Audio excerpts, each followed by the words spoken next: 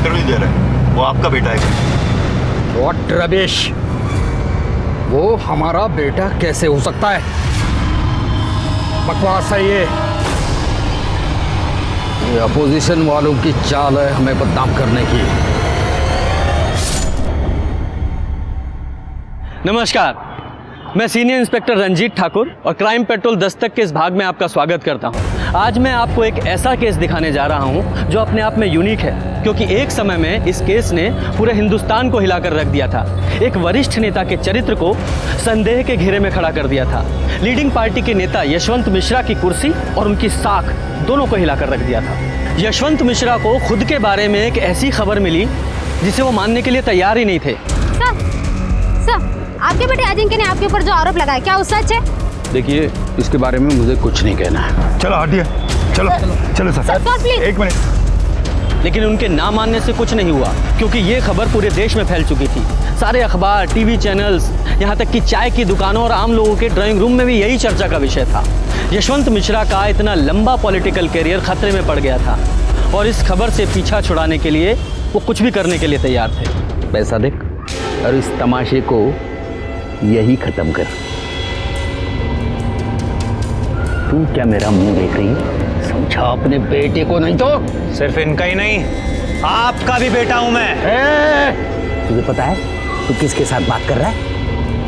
पैसा दे रहा हूँ, पैसा दे रहा हूँ, ले ले, नहीं तो मुझे और भी तरीके आते हैं समझाने के। जानता हूं कि अपने बाप से बात कर रहा हूं जो मुझे अपनाना ही नहीं चाहता है, लेकिन एक बात का ध्यान रखिएगा कि मैं अपना हक लेकर रहूंगा, छोड़ूंगा नहीं। ये मामला इतना बढ़ गया था कि यशवंत मिश्रा चाहकर भी अपना तरीका इस्तेमाल नहीं कर सकते थे। फिर ये केस कोर्ट तक पहुंचा।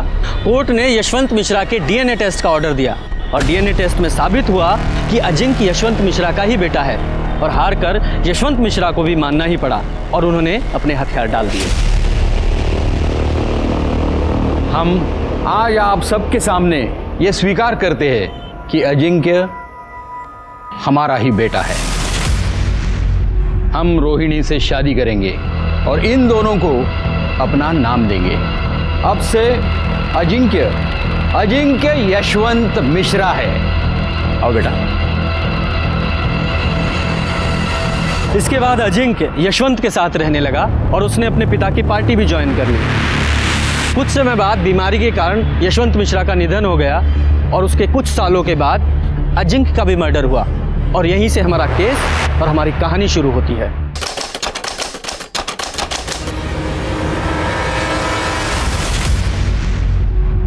हॉस्पिटल लाने से पहले इनकी डेथ हो चुकी थी। डेथ का कोई रीजन? डिटेल एग्जामिन के बिना कुछ कहा नहीं जा सकता है। नाक से ब्लड आया है और गर्दन के ऊपर भी काफी निशान है।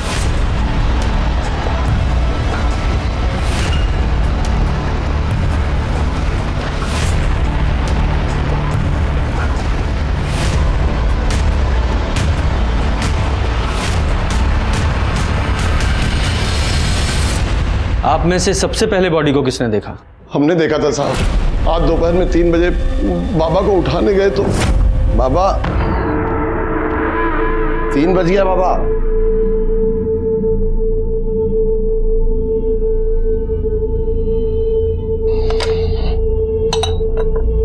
बाबा बाबा प्रोजेक्टा बिटिया, क्या हुआ एकनाथ? बाबा उठ नहीं रहे हैं, चाय नहीं पी है, 3 बज गए। चलो आओ देखते हैं। देखिए अभी तक सो रहा है। अजिंक्य उठो, अजिंक्य, अजिंक्य।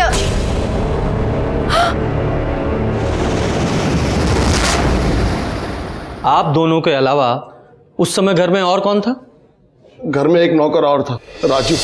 या क्या फालतू सवाल पूछ रहे? जब आपकी आंखों के सामने ये लड़की बैठी है जिसने मेरे बेटे को मार डाला, उसके बावजूद आप इतने विश्वास से कैसे कह सकती हैं कि इन्होंने मारा है? ये चुड़ैल, आप इसकी भोली भाली सूरत में मत जाइए। इसकी वजह से एक माँ को अपने बेटे से दूर होना पड़ा। इसकी वजह से मैं बगल वाले घर में रहती हूँ। इसने माँ बेटे को दूर कर दिया, इसकी वजह से सब हो गया है। आप अपने बेटे के साथ नहीं रहती उसके बगल वाले घर में रहती हैं। अच्छा, आपने आखिरी बार अपने बेटे को कब देखा था?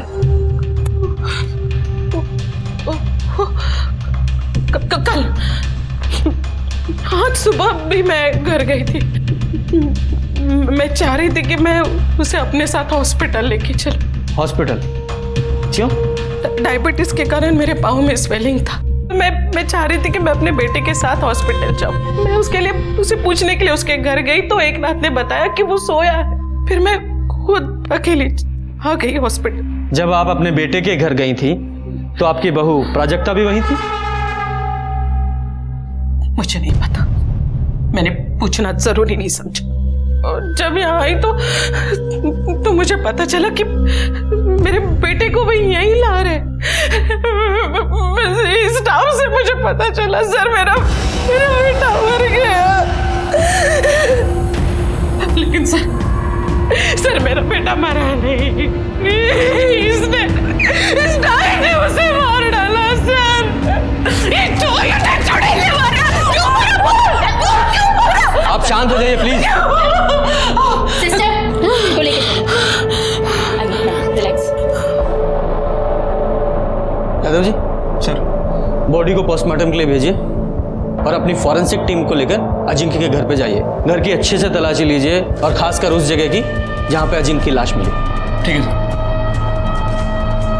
और आप स्टेटमेंट के लिए हमारे साथ पुलिस स्टेशन आइए। जी।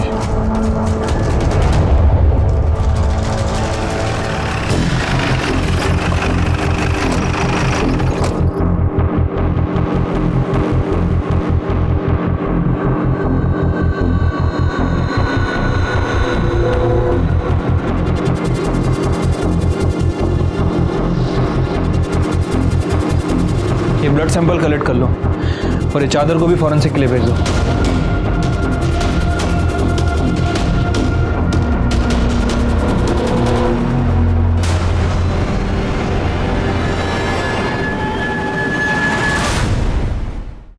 यहाँ तो सिर्फ मेल के कपड़े हैं।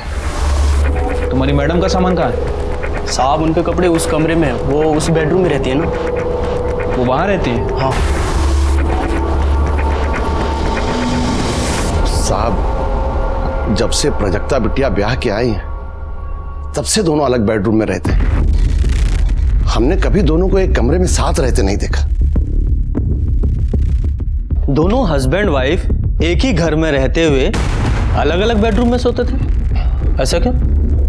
कहा जाने साहब, हमने तो बस इतना देखा कि प्राजक्ता बिटिया अलग कमरे का खूब फायदा ले रही। फायदा उठा रही थी मतलब ये कि हम एक दिन किसी काम से राजू को ढूंढ रहे थे तो हमने देखा कि राजू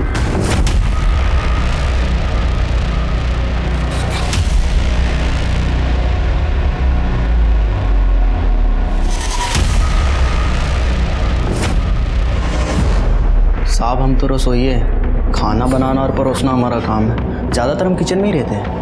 अब घर में क्या होता है, क्या चलता है, हमको नहीं पता साहब। जो दिखाई भी देता है और सुनाई भी पड़ता है। तो घर में क्या हो रहा है ये तो दिखाई दिया होगा, सुनाई दिया होगा कुछ? या खाना बनाने के अलावा प्राजक्ता मैडम के पैरों की मालिश से ही फुर्सत नहीं मिलती? ऐसी बात नहीं है साहब। हाँ, हमने 1-2 बार पैर जरूर दबाए थे जब उनकी तबीयत खराब थी। ये लीजिए मैम साहब पानी।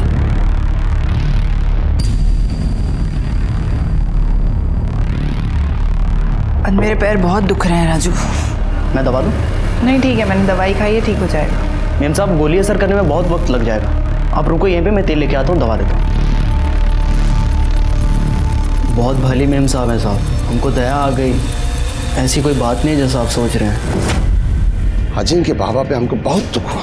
कितना मेहनत की अपने बाप से नाम के लिए, और जब से ये औरत आई है उनका पूरा जीवन बर्बाद। तुम्हारे कहने का मतलब ये है कि मालकिन का अपने नौकर से अफेयर था? हाँ तो, हाँ ये तो एक बात है साहब, और उनका इरादा सुनेंगे तो आपका सर घूम जाएगा। नेता बनना चाहते हैं। जब से आई थी घर में धूम मचा के रखा था। बड़ी मालकिन से तो ऐसे बात करती थी, उन पे ऐसे गुर्राती थी जैसे कोई नौकर को हड़का रही। You know what? मैं आपसे ज्यादा पढ़ी लिखी हूं तो आप मुझे तो मत सिखाइए कि क्या सही है क्या गलत। समझा ना आपको? Stay away. बड़ी मालकिन अपना इज्जत बचाने के लिए साथ वाले छोटे घर में रहने चली गई। बाबा पहले से ही शराब पीते थे। बड़ी मालकिन के चले जाने के बाद दिन रात शराब पीने लगे। दोनों में खूब झगड़ा होने लगा। पूरा घर कुरुक्षेत्र बन गया। बाबा इस बात के लिए इतना टेंशन लिए कि 2 बार तो उनका बाईपास सर्जरी हो और डॉक्टर ने तो दारू पीने के लिए सख्त मना किया था, पर बाबा किसी की नहीं सुनते थे। आपने अजिंक्य को आखिरी बार जिंदा कब देखा था? कल शाम को जब लखनऊ कैंट से लौटे थे। लखनऊ कैंट क्यों गए थे? उनके क्षेत्र में पार्टी मीटिंग थी, इसीलिए गए थे। बड़ी मालकिन भी उनके साथ थी और तब भी प्राजक्ता बिटिया का और बाबा का फोन पे खूब झगड़ा हुआ था। झगड़ा किस बात पे हुआ था? ये तो हमको नहीं पता साहब, क्योंकि कमरा तो बंद था। बिटिया चिल्ला चिल्ला के उनसे बात कर रही थी तो बाबा का नाम ले रही थी, इसलिए हम इतना ही समझ पाए। और जब वो घर आए, अरे कम से कम अपनी कॉन्स्टिट्यूंसी में तो संभल के रहो। जनता पर क्या असर जाएगा कि उनका नेता 24 घंटे शराब में धोते रहता है? तुम्हें मेरे पीने से प्रॉब्लम है ना, तो मैं और पीऊंगा। एक नाथ, टेबल लगाओ, अभी हम और पिएंगे। फिर वो देर तक शराब पीते रहे। रात के 10 बजे के आसपास हमने खाना लगाया, वो खाना खाए और सोने चले गए। हमने भी सब समेट के रख दिया और हम भी सोने चले गए। दूसरे दिन उठे, बाबा रोज 1-1:30 बजे तक उठ जाते थे। 3 बज गए तो उठे नहीं थे। सुनीता जी, सर, इनसे सबकी डिटेल्स ले लो, जाइए।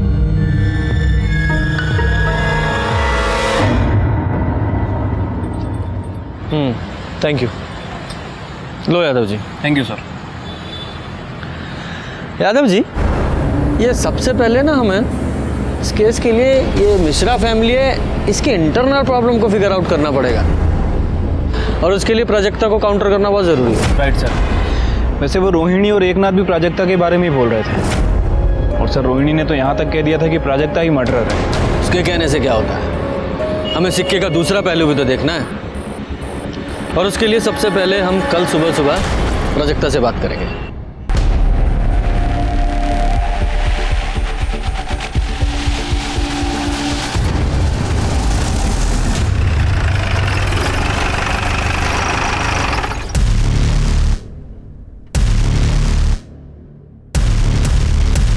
वैसे तो आपकी और अजिंक्य की पूरी शादी मीडिया ने कवर की थी, पर हमें उससे पहले से जानना है कि आप अजिंक्य से कब और कैसे मिले।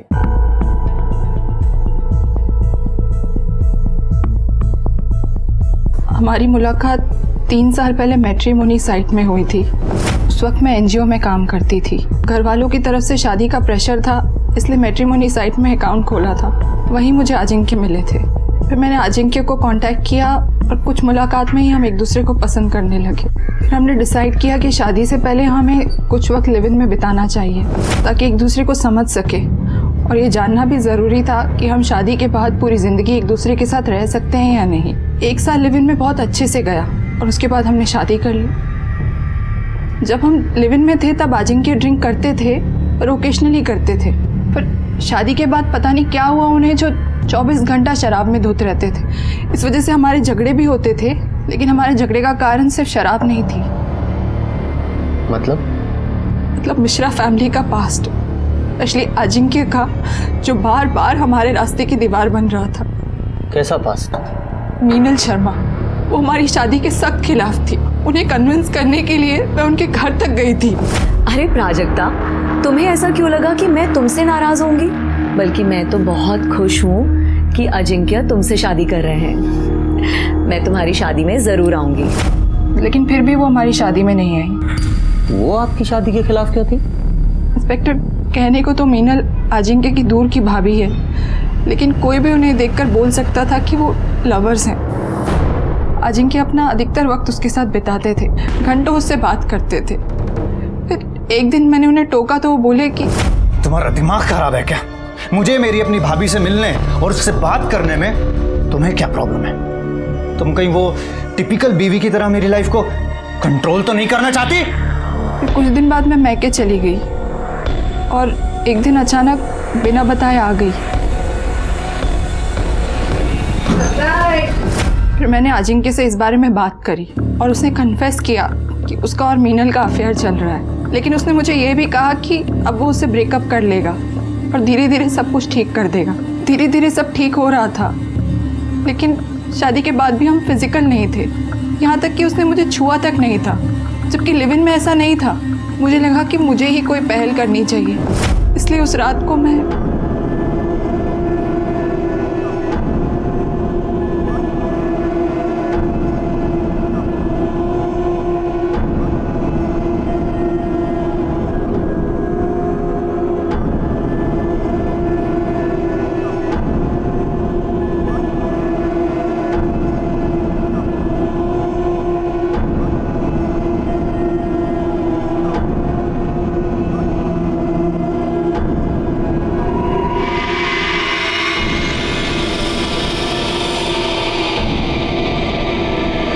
अजिंक्य ने कभी मेरे पास आने का इनिशिएटिव नहीं लिया। यहाँ तक कि हमारे बीच में ऐसा कुछ नहीं था जो एक पति पत्नी के बीच में होना चाहिए। अच्छा, क्या आपके और अजिंक्य के बेडरूम मीनल की वजह से अलग अलग थे? नहीं, जब हम लिव इन में थे तब भी अलग अलग कमरों में रहते थे, इसलिए हमने डिसाइड कर रखा था कि शादी के बाद भी हम एक दूसरे को प्राइवेसी देंगे और अलग अलग कमरों में ही रहेंगे। आपसे बात होने के बाद अजिंक्य ने मीनल से ब्रेकअप कर लिया था? नहीं, झूठ बोल रहे थे वो मुझसे। हमेशा मुझे बेवकूफ बनाते रहे। ये तो मुझे कल पता चला जब वो लखनऊ कैंट से वापस आ रहे थे, क्योंकि मैंने उन्हें वीडियो कॉल किया था ये पूछने के लिए कि डिनर में क्या खाएंगे। तुम जो खिलाओगी वो खा लेंगे। क्या बात है, आज तो तुम्हारा मूड बहुत अच्छा लग रहा है। क्यों, होना नहीं चाहिए क्या? होना चाहिए। अरे आराम से चलाओ ना। ओह, तो अब समझ में आया कि तुम्हारे अच्छे मूड का रीजन क्या था। तुम्हारी पूजनीय भाभी जी जो तुम्हारे साथ है। बात हो, तुम्हें शर्म नहीं आती मुझे इस तरह से जवाब देते हुए? मुझे तुमसे कैसे बात करनी है ये बात मुझे मत सिखाओ, समझी तुम? फोन पर मीनल की वजह से हमारा बहुत झगड़ा हुआ। मैंने तो ये भी सुना था कि मीनल का जो 6 साल का बच्चा है नीलेश, वो भी अजिंक्य की औलाद है। मीनल के पति सुबोध को शायद इस बात से कोई प्रॉब्लम नहीं थी, लेकिन मुझे थी। इसलिए उस रात जब अजिंक्य शराब के नशे में धुत आए और शराब पीने बैठे, तब मैंने उनसे इस बारे में बात करी। तुमने जिस चीज के लिए अपने पिताजी से लड़ाई करी, आज खुद भी वही कर रहे हो। क्या सीखा उनसे कि शादी के अलावा नाजायज बच्चे कैसे पैदा करते हैं? क्या बकवास कर रही है? तुझे मेरी नहीं दूसरों की बात पर भरोसा है? मतलब नीलेश तुम्हारा बेटा नहीं है? हाँ, वो मेरी औलाद है, और वो शादी के बाद नहीं, शादी से पहले की है। तुझे सच सुनने का बहुत शौक है ना, तो और सुन। मैं शादी के बाद एक नहीं, हजारों औरतों के साथ सोया और आगे भी सोऊंगा, समझी? मतलब जब आपको ये पता चला कि अजिंक्य अभी तक आपको धोखा दे रहा है, तो आपने गुस्से में आकर उसका मर्डर कर दिया? क्या सर, आप ऐसा सोच भी कैसे सकते हैं? मैं अपने पति का मर्डर करूंगी? इनफैक्ट उस रात को झगड़े के बाद मैं इतनी अपसेट थी कि मैं डायरेक्ट रूम में सोने चली गई, और फिर सुबह ही मैं बाहर निकली हूँ। पूरी रात मुझे नींद नहीं आई।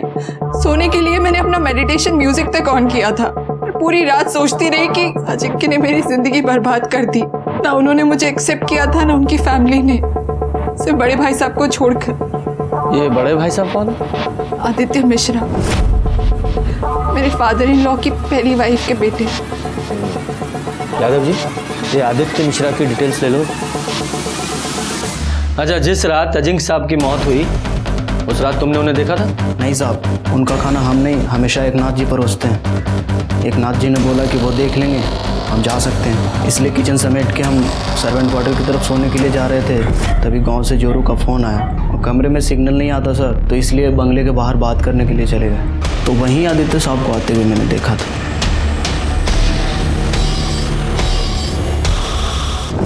ये आदित्य कितने बजे आए थे?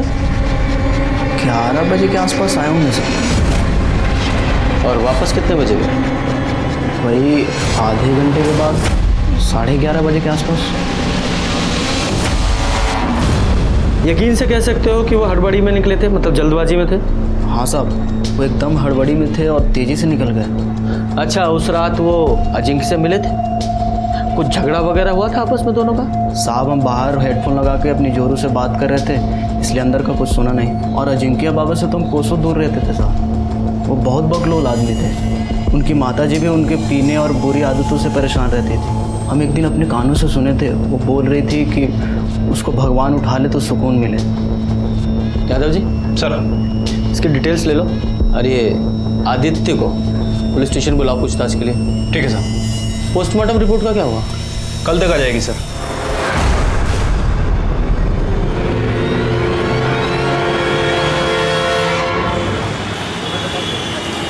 रिपोर्ट के हिसाब से अजिंक्य की मौत 6 तारीख को 11 से 12 के बीच में हुई है। हाँ सर, और बॉडी को सबसे पहले एकनाथ ने देखा था दोपहर 3 बजे के आसपास। ऑलमोस्ट 15 घंटे बाद। ब्लड में अल्कोहल की भारी मात्रा भी है, गले पे खरोंच के निशान भी। सर हो सकता है कि पहले उसका गला दबाकर उसे मारने की कोशिश की गई हो, दोनों के बीच स्ट्रगल हुआ हो और इसी वजह से किलर के नाखूनों में विक्टिम की स्किन फंस गई हो। हाँ, लेकिन इस बिना पे किलर को ढूंढना बहुत मुश्किल है। ऑलमोस्ट 2 दिन हो गए। खैर, इस पीएम रिपोर्ट से एक बात तो साफ है कि ये मौत एक्सीडेंटल नहीं है, इसका मर्डर ही हुआ है। उस बाल का क्या हुआ जो अजिंक्य के बेड पे मिला था? सर फॉरेंसिक टीम के मुताबिक वो बाल अजिंक्य का ही है। अब तक की इन्वेस्टिगेशन के हिसाब से परिवार के सभी लोगों के पास अजिंक्य के मर्डर का मोटिव तो था, इसलिए सब पे नजर रखनी पड़ेगी। एक काम करो, पूरी फैमिली के सीडीआर रिपोर्ट निकालो और नौकरों की भी। ठीक है सर। सर, आदित्य मिश्रा 6 तारीख से लापता है और उसका फोन भी नॉट रीचेबल है।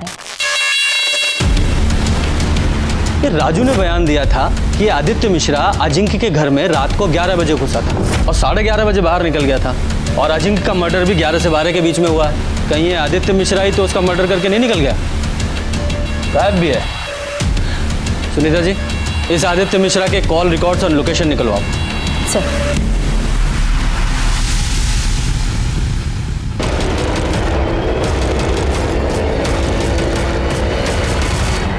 अजिंक्य मिश्रा मर्डर केस में पुलिस के हाथों अब तक कोई सबूत नहीं लगा। अजिंक्य मिश्रा यशवंत मिश्रा के बेटे थे, जिन्होंने जीते जी अपने पिता का नाम पाने के लिए संघर्ष किया। पूरे देश की नजर इस केस पर है। क्या अजिंक्य मिश्रा को इंसाफ मिलेगा या नहीं?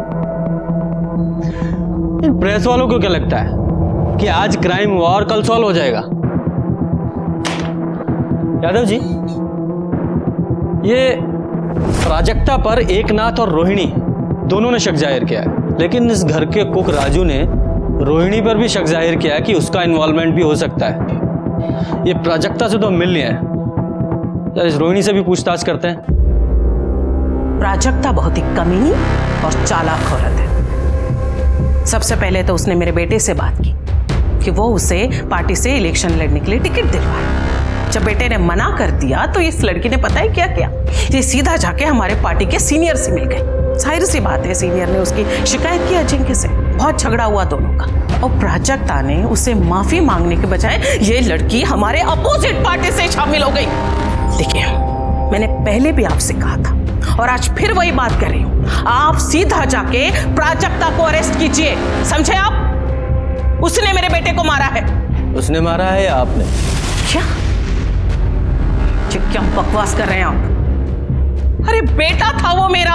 हाँ, वही बेटा जिसकी शराबखोरी, अलग अलग औरतों के साथ नाजायज संबंधों, पार्टी में उसकी इमेज खराब और टिकट ना मिल पाने के कारण आप परेशान थी, उसी बेटे की बात कर रहा हूँ।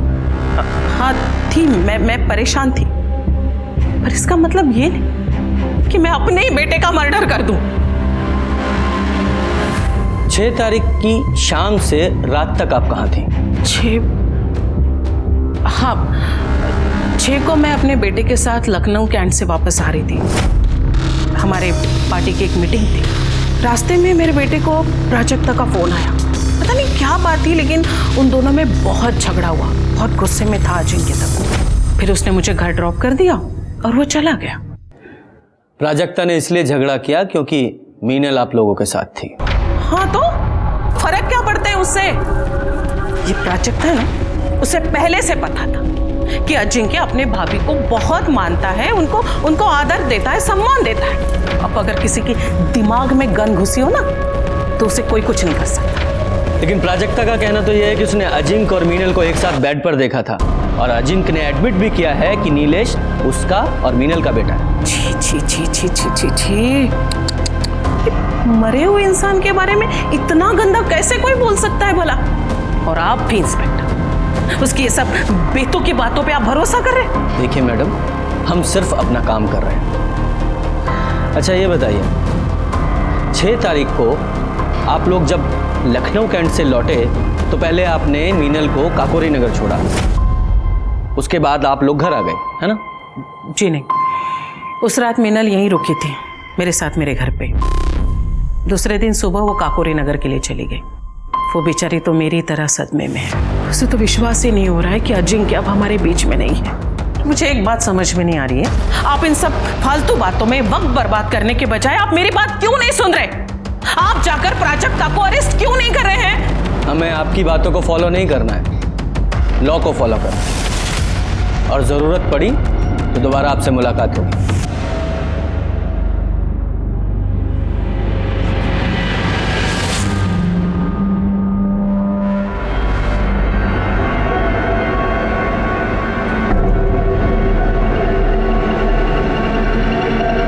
हाँ सुनो, अभी पुलिस आई थी पूछताछ करने, तुमसे भी पूछताछ करेंगे। संभाल के रहना, संभाल के जवाब देना।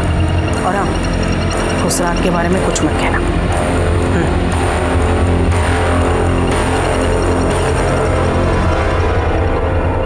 यादव जी सर, ये रोहिणी बार बार प्राजक्ता को ब्लेम कर रही है, इसका कोई तो रीजन होगा।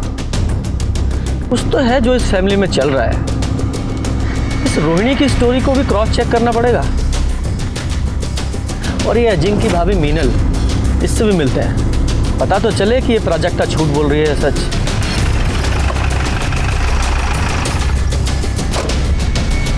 प्राजक्ता इतनी कमीनी है कि उसे अच्छी तरीके से मालूम था कि अजिंक्य मेरे भाई जैसा था, फिर भी उसने मुझे और अजिंक्य को बदनाम करने में कोई भी कसर नहीं छोड़ी।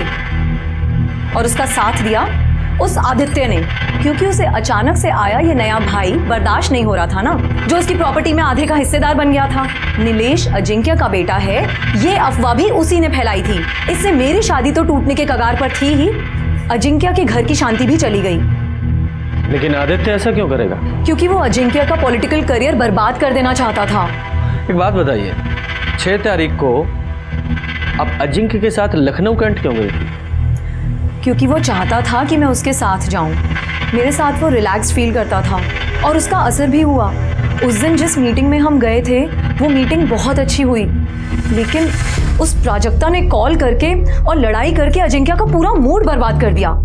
अच्छा, अजिंक्य ने आपको रोहिणी जी को ड्रॉप किया, उसके बाद आप अजिंक्य से मिली थी? नहीं, रोहिणी जी और मैं जब घर पहुंचे तो उसके बाद हमने खाना खाया और मैं वहीं सो गई। फिर अगले दिन सुबह उठी और कैब लेकर सीधा यहाँ काकोरी नगर अपने घर आ गई। सर, अजिंक्य की मौत में प्राजक्ता का ही हाथ है। वो और उसकी तांत्रिक माँ ने मिलके ही अजिंक्य की जान ली है।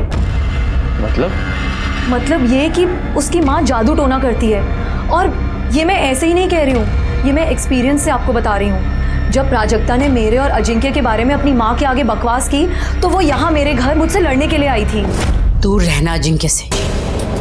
अगर तूने मेरी बेटी का घर तोड़ा तो मैं तुम्हारी गृहस्थी भी बसने नहीं दूंगी। ये देख रही हो, इसमें तुम्हारी जान बसी है। इसमें मेरी जान है। आज मुझे समझ में आया कि तुम्हारी बेटी का जो पागलपन है ना, वो कहाँ से आया है।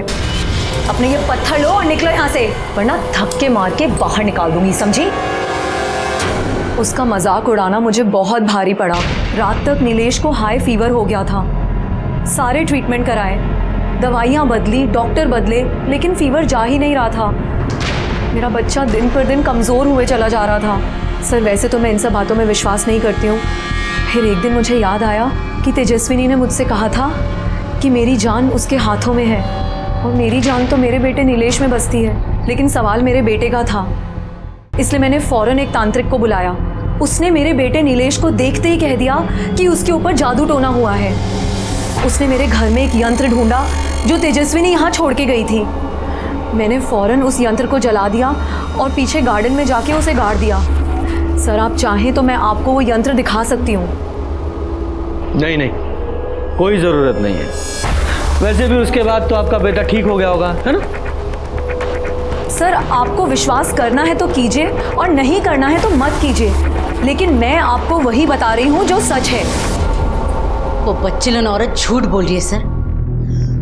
पति तो उसका सिर्फ नाम का है, सारे सुख तो उसे अजिंक्य ही दे रहा है, बिस्तर से लेकर औलाद तक। सच बोलेगी तो फंस जाएगी, इसीलिए झूठ बोल रही है। प्राजक्ता ने भी मुझे बताया था कि उसने खुद उन दोनों को हम बिस्तर होते हुए देखा है, और अजिंक्य ने यह भी मान लिया था कि नीलेश उसी का बेटा है। मीनल ही क्यों? आपकी बेटी भी तो झूठ बोल सकती है। सब हाथ धोकर मेरी बेटी के पीछे पड़े हैं। दूसरे बेडरूम में क्यों सोती है, कोई और पार्टी क्यों ज्वाइन की। सच बात तो ये है कि उसके खुद के पति ने उसे कभी पत्नी का दर्जा दिया ही नहीं। शादी के बाद भी उसे हमेशा इस घर से टॉर्चर ही मिला, और वो आज तक कायम है। किसी ने ये तो कभी नहीं पूछा। मीनल ने जो आपके तंत्र मंत्र के बारे में बताया है, उसके बारे में आपका क्या कहना है? वो औरत बहुत चालाक है सर। मैं क्यों उसके बच्चे पर टोना टोटका करूंगी? रोहिणी भी तो कर सकती है। रोहिणी का तो वहां अक्सर आना जाना लगा रहता है, उसके लिए वो ज्यादा आसान है। लेकिन रोहिणी ऐसा क्यों करेगी? क्योंकि वो नहीं चाहती थी जो यशवंत मिश्रा ने किया वही अजिंक्य करे। कल को मीनल अगर नीलेश को लेकर हिस्सा मांगने आई तो हिस्सा भी गया और इज्जत भी। और हाँ, मैं कोई टोना टोटका नहीं करती सर। ईश्वर पर पूरी श्रद्धा है मेरी, और अपने अध्यात्म के ज्ञान को बढ़ाने के लिए मैं महाराज विश्वकर्मा की शरण में हूँ, ना कि कोई क्राइम करने की। परिवार के सभी लोग एक दूसरे पर इल्जाम लगा रहे थे, लेकिन जैसे जैसे इन्वेस्टिगेशन आगे बढ़ रही थी, ये साफ हो गया कि सभी के पास अजिंक्य मर्डर का मोटिव था। मर्डर वाली रात घर पर सिर्फ 3 लोग थे, प्राजक्ता, उनका नौकर एकनाथ और कुक राजू। राजू नया था और उसकी ड्यूटी सिर्फ किचन तक थी, इसलिए वो प्राइम सस्पेक्ट नहीं था, लेकिन फिर भी हमने उसे क्लीन चिट नहीं दी थी। लेकिन एकनाथ वो पुराना और वफादार नौकर था, उसके ऊपर बहुत सारी जिम्मेदारियां थी, और जिसमें से एक जिम्मेदारी सीसीटीवी फुटेज की भी थी। इसलिए हमने सोचा कहीं उसने रोहिणी या आदित्य के कहने पर ही तो अपनी वफादारी दिखाने के लिए अजिंक्य को नहीं मार दिया। और तभी हमें अजिंक्य के मेन गेट की सीसीटीवी फुटेज में कुछ पॉसिबिलिटी नजर आई। ये देखिए सर, ये रात 10:30 बजे का फुटेज है। 10:30 बजे कैमरा बंद होता है और 10:32 पे दोबारा स्टार्ट होता है। मतलब 2 मिनट के लिए कैमरा बंद था। और ये देखो, राजू फोन पे घर से बाहर निकल रहा है बात करते हुए, और ये आदित्य ये अंदर जा रहा है। क्या टाइम है? 11 बजे। आगे करो। 11:28 पे ये बाहर निकल रहा है। एक और बात सर, ये देखिए, ये रात 12:30 बजे का फुटेज है। 12:30 बजे कैमरा ऑफ होता है और 12:45 पे दोबारा ऑन होता है। दोबारा ऑफ किया गया 15 मिनट के लिए, और पहली बार 2 मिनट के लिए। ये दोनों बार सीसीटीवी किसने ऑफ किया होगा? घर में तो 3 ही लोग थे, प्राजक्ता, एकनाथ और राजू। यादव जी, हो सकता है इन्हीं कुछ मिनटों में इस केस का सॉल्यूशन छुपा हो। अब मानते हैं कि सीसीटीवी की जिम्मेदारी हमारे ऊपर थी साहब, लेकिन हमको नहीं पता कि कैमरा ऑन ऑफ कब हुआ सर। हमने देखा नहीं, क्योंकि ऐसा पहले कभी हुआ नहीं सर। ठीक है, तुम्हारी बात मान लेते हैं कि तुम्हें नहीं पता चला कि सीसीटीवी कैमरा कब ऑन ऑफ हुआ, लेकिन तुम्हें यह तो अच्छी तरह पता था कि उस रात आदित्य घर आया था और आधे घंटे रुका था। ये बात पुलिस से क्यों छुपाई? और तूने अजिंक्य को अकेले मारा या आदित्य के साथ मिलकर मारा? और ये आदित्य कहाँ है? नहीं सर, साहब हमने किसी का मर्डर नहीं किया साहब। हम सच कह रहे हैं, हमने किसी का मर्डर नहीं किया। देख, सच सच बता दे, आदित्य वाली बात क्यों छुपाई? वरना ईमानदारी दिखाने लायक तू नहीं रहेगा। बोल। आदित्य पापा वो रात को 11 बजे आए थे सर। एकनाथ जी, मीनल को यहाँ बुलाओ अभी के अभी। अजिंक्य पापा को बुलाने चले गए। हम जब मीनल को बुला के आए तो आदित्य पापा बाहर आए और बोले कि अजिंक्य पापा नशे में दूध थे, उठ नहीं रहे। इतने में मीनल आ गई तो वो मीनल से बोले कि अजिंक्य पापा को उठा कर ला। तभी पीछे दरवाजे से कुछ आवाज आई तो मीनल आई है यहाँ? जी, वो अजिंक्य बाबा के रूम में गई। अजिंक्य ने बहुत पी ली है, वो नहीं उठ रहा है। नहीं उठ रहा है? उठाओ उसे, क्योंकि मुझे आज ये बात साफ करनी है कि नीलेश अजिंक्य का बेटा है या नहीं। उससे क्या पूछना है, मैं ही बता देती हूँ। नीलेश अजिंक्य का ही बेटा है और इस प्रॉपर्टी में बराबर का हकदार भी है, और मेरे बेटे को उसका हक लेने से कोई भी नहीं रोक सकता। तुम भी नहीं, समझे?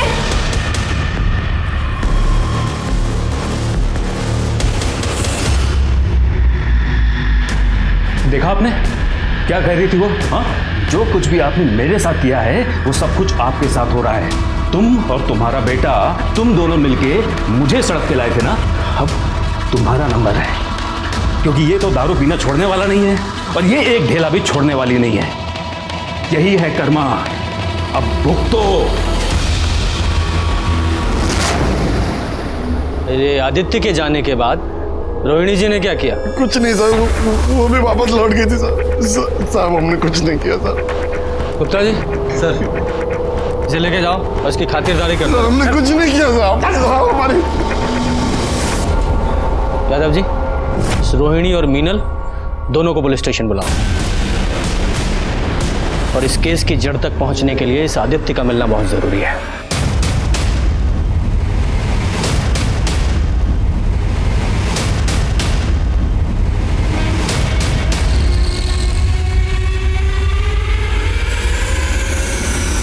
ये सच है कि मेरे बेटे नीलेश का असली फादर अजिंक्य ही है। शादीशुदा होने के बावजूद मेरा अजिंक्य के साथ अफेयर था। मैं नहीं चाहती थी कि उसकी शादी किसी और के साथ हो। अजिंक्य के खाना खाने और सोने जाने वाली स्टोरी के अलावा 6 तारीख की रात को और क्या हुआ था? देखिए, एकनाथ मुझे बुलाने के लिए आया। उसने बताया कि आदित्य आया हुआ है और किसी इम्पोर्टेंट मैटर पे उसको बात करके आज ही उसे ख़त्म करना है। तो मैं पीछे के रास्ते से अजिंक्य के घर गई। आदित्य ने मुझे अजिंक्य को उठाने के लिए कहा।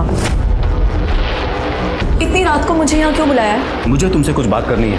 मुझे तुमसे कोई बात नहीं करनी है। बाद में पछताने से अच्छा है कि अभी सब कुछ क्लियर हो जाए। जाओ जाके अजिंक्य उठाओ। ठीक है।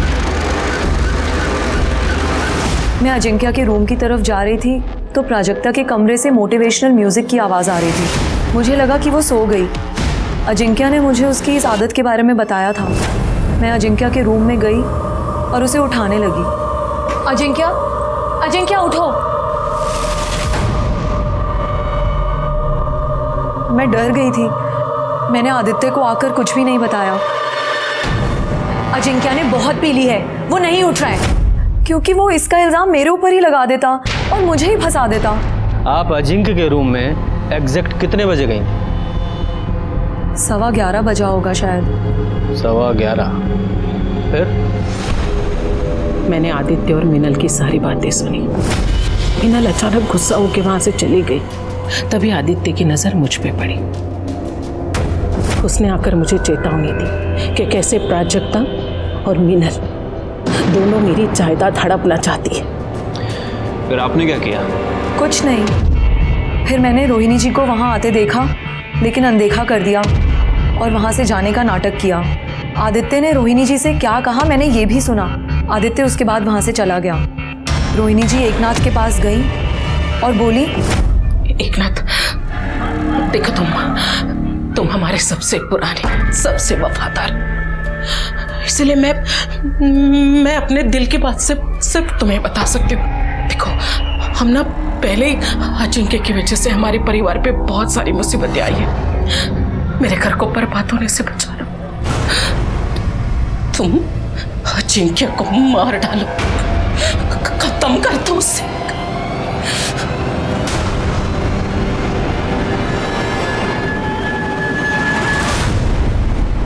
तो तुम्हारी इस कहानी के अनुसार रोहिणी एकनाथ से एक मरे हुए आदमी को मारने के लिए कह रही थी। मैं कहानी नहीं बना रही हूँ सर, मैं सच कह रही हूँ। यादव जी, अगर इस मीनल की बात माने कि उसने रोहिणी को एकनाथ से यह कहते सुना कि एकनाथ जाकर अजिंक्य को मार दे, तो यह बात सही नहीं लगती, क्योंकि जिस समय वो कह रही थी उस समय तक तो अजिंक्य मर चुका था। इसका मतलब रोहिणी या एकनाथ दोनों में से कोई मर्डर नहीं हो सकता, क्योंकि उस समय तक तो अजिंक्य मर चुका था। अब घर में बचे 3 लोग, प्राजक्ता, आदित्य और खुद मीनल। सर, मिश्रा फैमिली के कॉल रिकॉर्ड्स आ गए हैं। सर, बाकी सब में तो कुछ खास नहीं मिल रहा है, लेकिन सर मिश्रा हाउस के लैंडलाइन से रात को 10:30 और 2 बजे 2 कॉल्स किए गए हैं, और ये कॉल्स जिन्हें किए गए हैं वो काफ़ी इंटरेस्टिंग है। देखिए, यादव जी आप भी देखिए, उठाओ इसे। तब तक हम प्राजक्ता से बात करते हैं। ठीक है सर।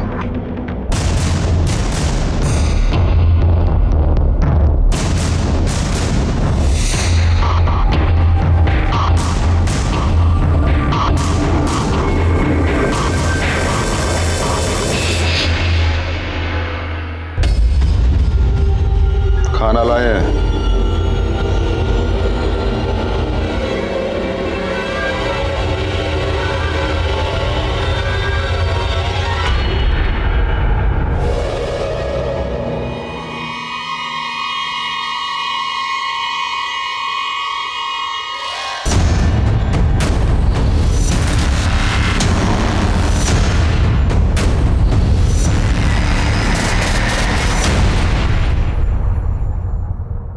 प्राजक्ता की माँ तेजस्विनी ने मुझे फ़ोन किया था कि अजिंक्य ने कन्फेस किया है कि नीलेश उसका बेटा है, और मुझे पता था कि मीनल रोहिणी के घर में रुकी हुई है। मैं मीनल और अजिंक्य से सिर्फ ये कंफर्म करना चाहता था कि नीलेश अजिंक्य का बेटा है या नहीं, और इस सिलसिले में मीनल और रोहिणी ने आपको जो कुछ बताया है वो सच है, लेकिन ये सच नहीं है कि मैंने अजिंक्य को मारा है।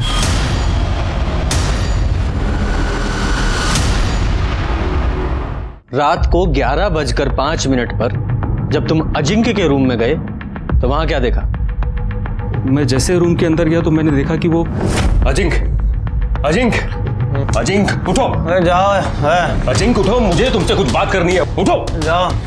अजिंक्य। उस रात मैं अजिंक्य के घर से अपने घर लौटा तो मैंने देखा कि मैं अपना अस्थमा का पंप अजिंक्य के घर में ही भूल गया हूँ। तो मैं इसे लेने के लिए रात को करीब 12:30 बजे उसके घर गया। तब मैंने सोचा कि मैं पीछे के दरवाजे से एक नाथ से मंगा लूँगा, लेकिन जब मैं वहाँ पहुँचा तो मैंने देखा कि घर का दरवाज़ा खुला हुआ था और प्राजक्ता अपनी माँ के साथ बाहर आई। तभी अचानक पीछे से किसी ने मेरे सर पे वार किया और मैं बेहोश होकर गिर पड़ा।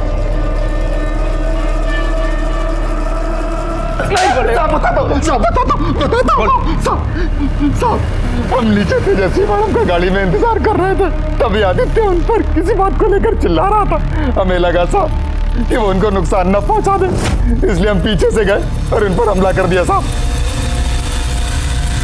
उनको वहीं बंधक बना के रखा साहब। हमने ये अपनी मर्जी से नहीं किया साहब। किसकी मर्जी से किया?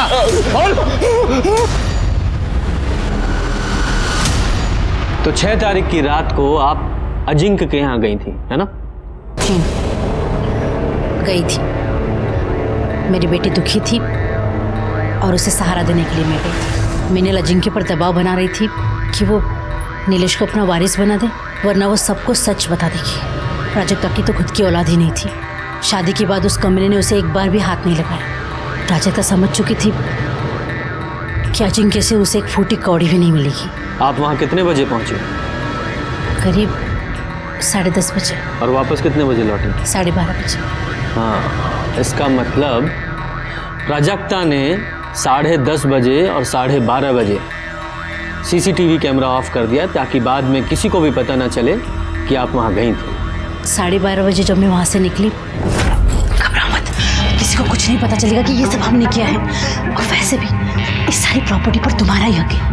उस अजिंक्य को तो मरना ही था, नहीं तो वो मीनल और उसका पिल्ला सब कुछ हत्या लेते। अच्छा, तुम लोगों ने अजिंक्य को मार दिया, वो भी जायदाद के लिए? लेकिन ये जायदाद तुम लोगों को मिलेगी नहीं। मैं पुलिस को सब कुछ बताऊंगा। मैंने संतोष को कहा था कि उसे कुछ दिन के लिए बंधक बना के रखे। उसके बाद मैं उस पर मंत्र फूंकने वाली थी। उससे उसकी याददाश्त चली जाती और वो सब कुछ भूल जाता।